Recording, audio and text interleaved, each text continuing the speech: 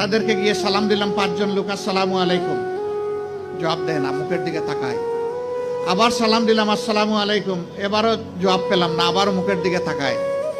এরপরে বললাম, কি ভাই আপনাদের মধ্যে কি কেউ মুসলমান আছেন? একজন ভীষণ রাগ করে বলল, আমি শুধু মুসলমান না, বাকি ওরা তো সব মুসলমান, তো জবাব দেয় না কেন? বললাম কোনো সমস্যা নাই, আবার সালাম দিচ্ছি, আসসালামু আলাইকুম। এবার সবাই সমস্যারে জবাব দিল, ওয়ালাইকুম আসসালাম। জিজ্ঞেস করলো, আপনি কে? বললাম, আপনাদের জাতি ভাই।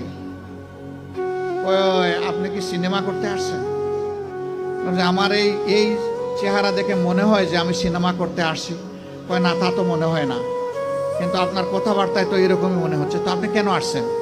আমি বললাম, আপনাদের হাত ধোয়াইতে আসছি। ওই শুনেন, আমরা গরিব মানুষ, আমাদেরকে নিয়ে উপহাস করবেন না।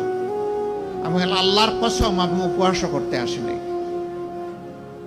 তাইলে আপনি আমাদের হাত ধোয়াবেন কেন?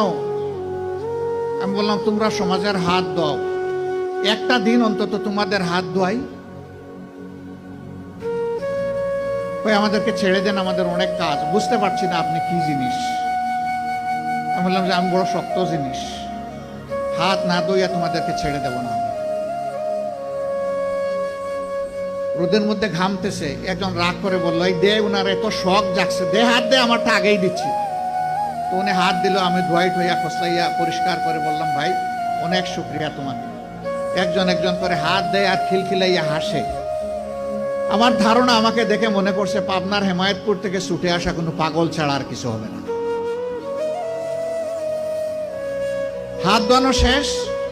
এবার আমার 2 সঙ্গীকে বললাম যে একটু খাবারের প্যাকেটটা দেন।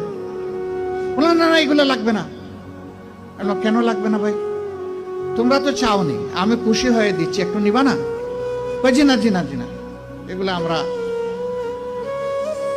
আমি বললাম যে বলো তাইলে কোনটা থেকে খেতে হবে, আমি আগে খাই একটু, তারপরে নিয়ে যাও। তখন একজন বলে, তাইলে ঠিক আছে, দিয়া দেন। বললাম, হ্যাঁ, দুনিয়া অনেক কিছু ঘটে। হাতে নিল, নেওয়ার পরে একজন একটু দীর্ঘ শ্বাস ফেলে বলল, তাহলে আমরাও মানুষ। আমি বললাম, কেন এই কথা বললেন কেন?